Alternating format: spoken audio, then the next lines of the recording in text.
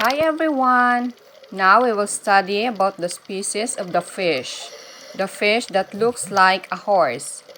It's the seahorse. A seahorse is any of 46 species of small marine fish in the genus Hippocampus. Hippocampus comes from the ancient Greek hippocampus itself, from hippos meaning horse and campus meaning sea monster. In Latin words, hippocampus means horse caterpillar. What is a seahorse? Seahorses are fish. They live in water, breathe through gills, and have a swim bladder. However, they do not have caudal fins and have a long snake-like tail. They also have a neck and a snout that points down. Seahorses eat small crustacea such as mysis shrimp. An adult eats 30 to 50 times a day.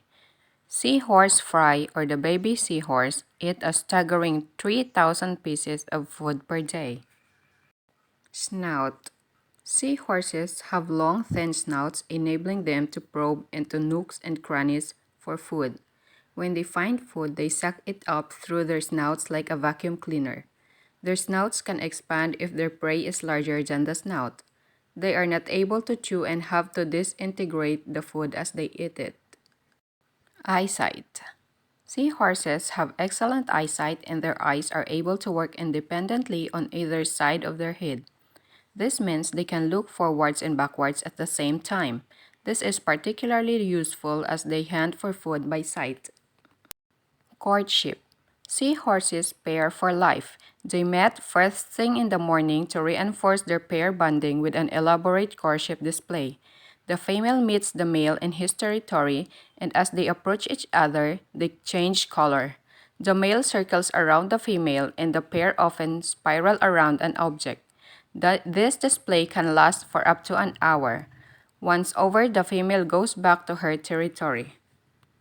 By remaining faithful to one partner, the pairs have more time to undergo more pregnancies during a single mating season and ultimately have greater reproductive success. The pair bonds of monogamous seahorse are reinforced by daily greetings. Females have a territory of about 100 square meters and males have a territory of about half square meters.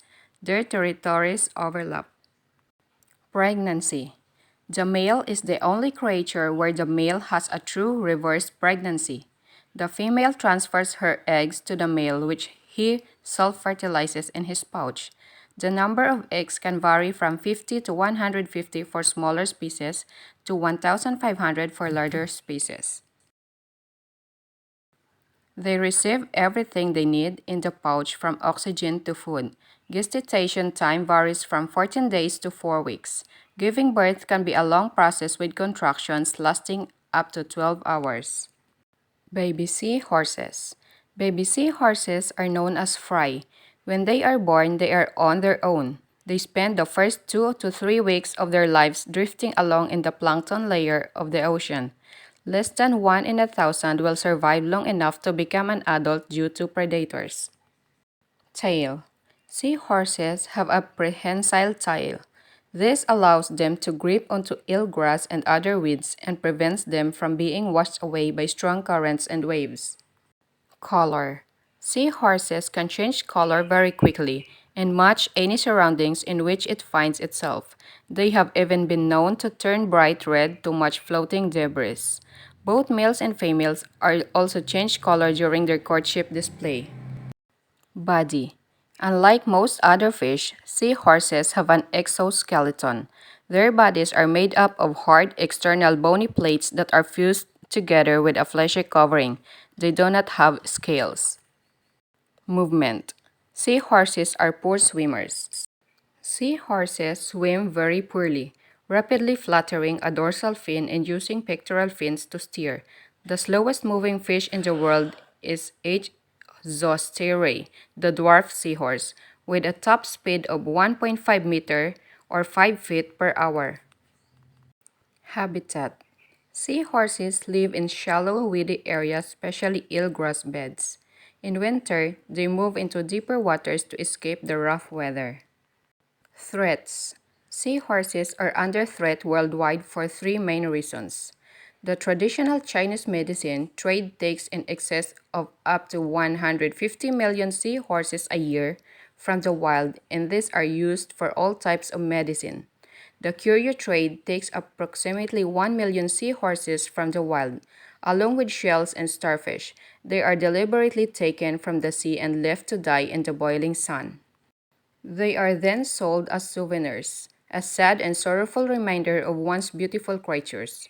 The pet trade takes an estimated 1 million seahorses from the wild, and it is thought that less than 1,000 survive more than 6 weeks. Seahorses are an endangered species. With an Appendix 2 listing, seahorses can only be exported if they have been sustainably and legally caught and is shipped with the appropriate paperwork. Some countries, including Thailand, the Philippines, and Indonesia, went further and imposed a blanket ban on the export of seahorses. Seahorses are traded on black market. An estimated 5.8 million seahorses are exported each year from Thailand, making the country a world leader in seahorses exports. Reports from Tiger.com, July 30, 2014. Thailand remains the largest exporter of seahorses to Hong Kong's Chinese medicine shop. Dried seahorses are easy to smuggle, sometimes mixed in with other large seafood exports. About 37 million seahorses are caught in the wild every year. Despite regulations designed to protect them, smuggling is rampant. Traditional Chinese medicine believes that seahorses have Viagra-like properties, despite no human scientific data of proof to its efficacy. It's also thought to not only improve virility but also to support kidney disease, anti-aging, anti-tumor, and anti-fatigue, despite zero proof in human populations that confirm these results. Seahorses are non-migratory.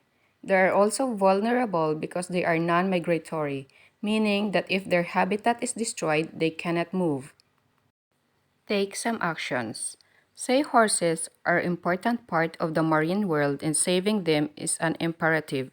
They can serve as flagship species for a wide range of marine conservation issues.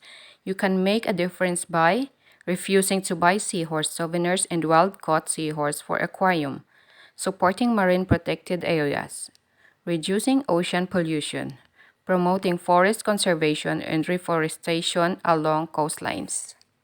Now we know about seahorses and now we know how to protect them. Do your part! And thank you so much for watching.